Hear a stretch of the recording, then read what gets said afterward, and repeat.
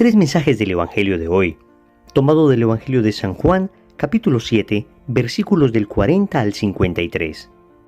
En aquel tiempo, algunos de entre la gente que habían oído los discursos de Jesús decían: «Este es de verdad el profeta». Otros decían: «Este es el Mesías». Pero otros decían: «¿Es que de Galilea va a venir el Mesías? ¿No dice la Escritura que el Mesías vendrá del linaje de David y de Belén, el pueblo de David?» Y así surgió entre la gente una discordia por su causa. Algunos querían prenderlo, pero nadie le puso la mano encima. Los guardias del templo acudieron a los sumos sacerdotes y fariseos, y éstos les dijeron: «¿Por qué no lo habéis traído?». Los guardias respondieron: «Jamás ha hablado nadie como ese hombre». Los fariseos les replicaron: «¿También vosotros os habéis dejado embaucar? ¿Hay algún jefe o fariseo que haya creído en él? Esa gente que no entiende de la ley son unos malditos». Nicodemo, el que había ido en otro tiempo a visitarlo y que era fariseo, les dijo: «¿Acaso nuestra ley permite juzgar a nadie sin escucharlo primero y averiguar lo que ha hecho?». Ellos le replicaron: «¿También tú eres Galileo? Estudia y verás que de Galilea no salen profetas». Y se volvieron cada uno a su casa. Palabra del Señor, gloria a ti, Señor Jesús. Seguimos avanzando en esta Cuaresma, ya estamos en la recta final, y la liturgia nos sigue presentando el Evangelio de San Juan y las diferentes controversias que se generan en torno a Jesús.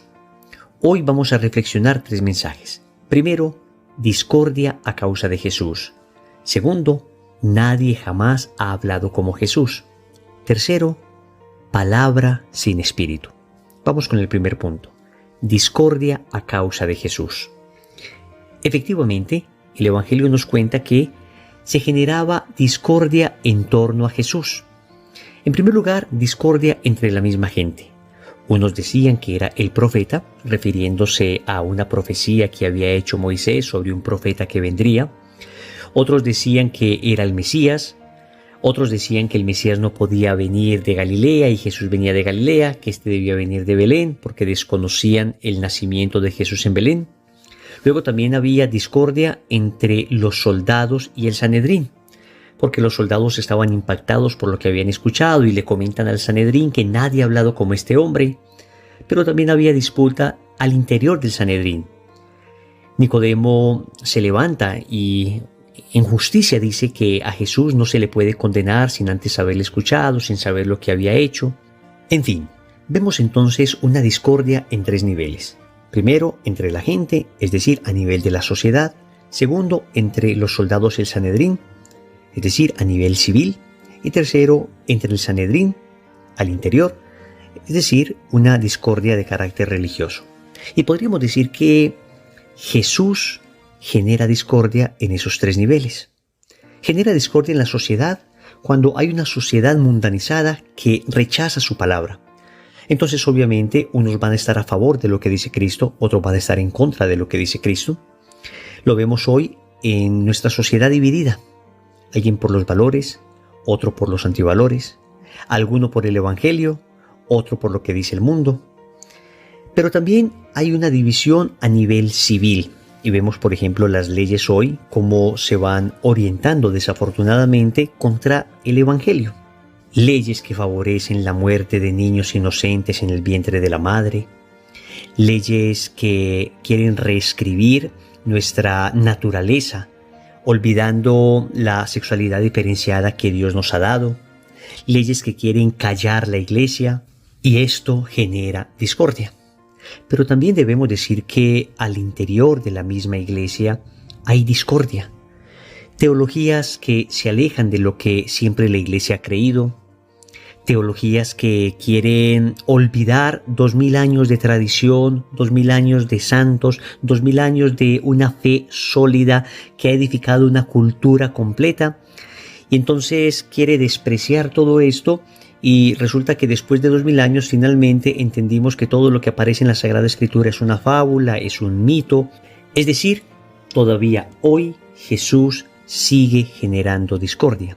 Y es que él mismo lo había dicho en el Evangelio de Mateo, capítulo 10, versículo 34, Él dice que no piensen que ha venido a traer paz sino espada, que ha venido a traer división. ¿Significa esto que Jesús no quiere la paz?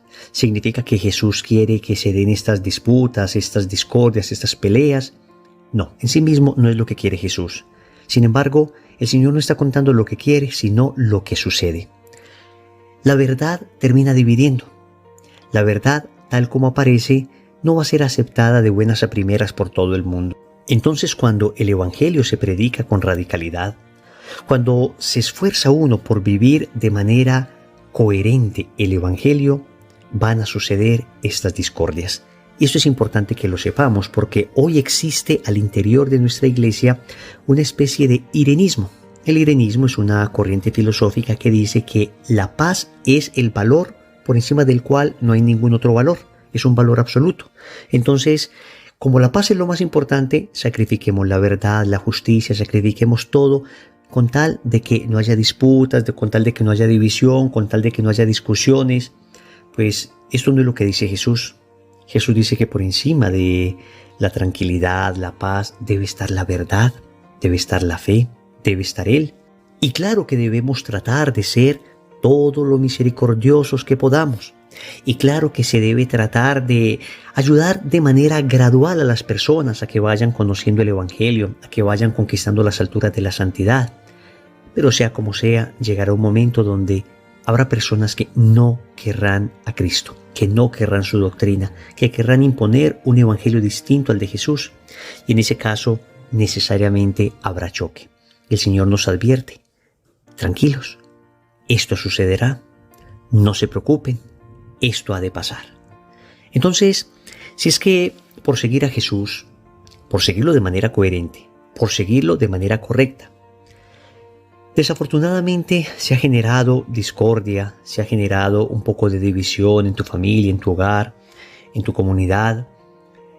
Tienes que saber que esto es natural. Lo que no puede ser natural es que esta división y esto se genere por culpa de nosotros, por culpa de un antitestimonio, por culpa de una incoherencia, por falta de prudencia. Esto sí no está bien. Es decir, no tenemos como deporte dividir, no tenemos como deporte disgustar. Al contrario, toda la caridad que se pueda aplicar debe ser aplicada y sin embargo, aún así, habrá discordia. El mundo ha declarado la guerra a Cristo y cuando alguien decide seguir a Cristo, tarde o temprano, esto termina generando discordia. Debes saberlo. Segundo, nadie jamás ha hablado como Jesús. Esta fue la expresión que utilizaron los soldados cuando llegaron al Sanedrín sin haber apresado a Jesús. Nadie jamás ha hablado como este hombre. Los miembros del Sanedrín se enojaron muchísimo, pero yo creo que esta frase resume una verdad profunda. A lo largo de la historia hemos tenido muchos profetas, hemos tenido grandes fundadores de religiones, hemos tenido tremendos filósofos, pero nadie jamás ha hablado como Jesús, porque todos los otros, por buenos que sean, no han sido sino hombres inspirados, hombres con muchas cualidades, hombres muy inteligentes, hombres con muy buenas intenciones, pero ninguno era Dios hecho hombre. Por consiguiente, todos eran susceptibles a error. Y efectivamente en todos encontramos hierros, en todos encontramos deficiencias, en todos encontramos una que otra incoherencia. Pero nadie jamás ha hablado como Jesús, porque Jesús es la palabra eterna del Padre. Y porque Jesús lo que vino a enseñarnos es la verdad.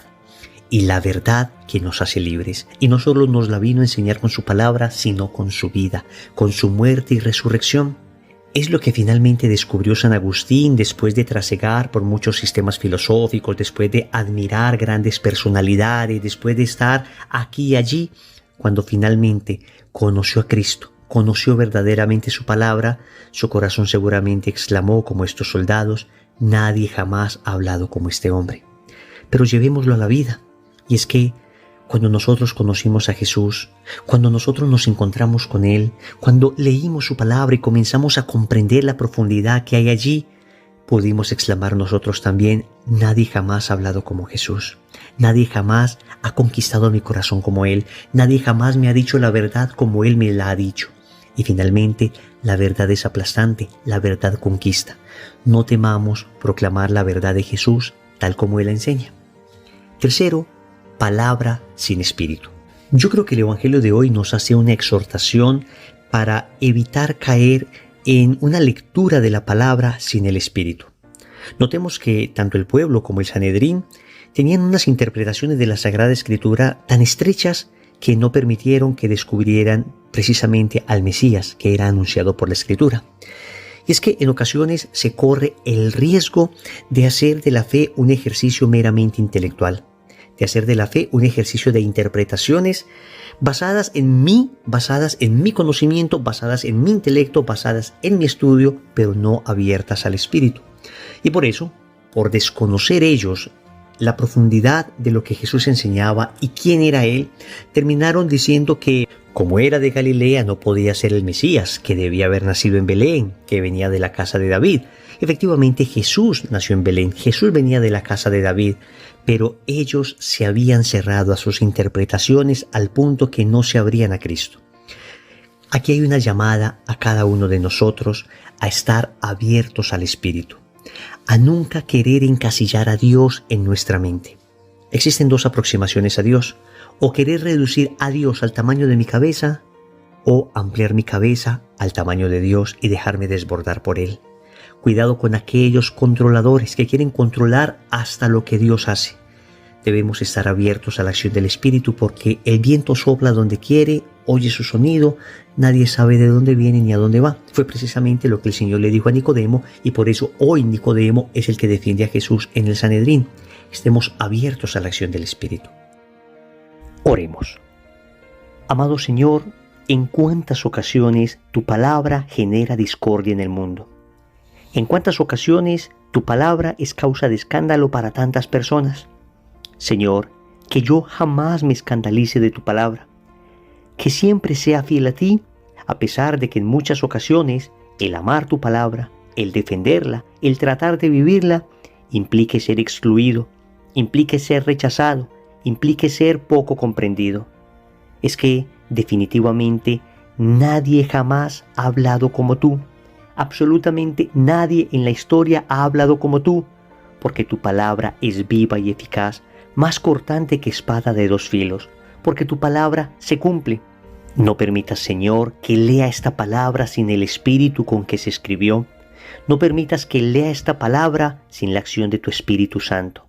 Al contrario, que todo lo que lea me transforme, me lleve a ser un cristiano como tú quieres.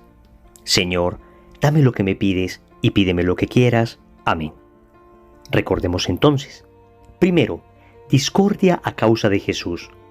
Segundo, nadie jamás ha hablado como Jesús. Tercero, palabra sin espíritu. Compromiso. Vamos a pedir en el rosario de hoy la gracia de estar abiertos a la acción del Espíritu. En el nombre del Padre, y del Hijo, y del Espíritu Santo. Amén.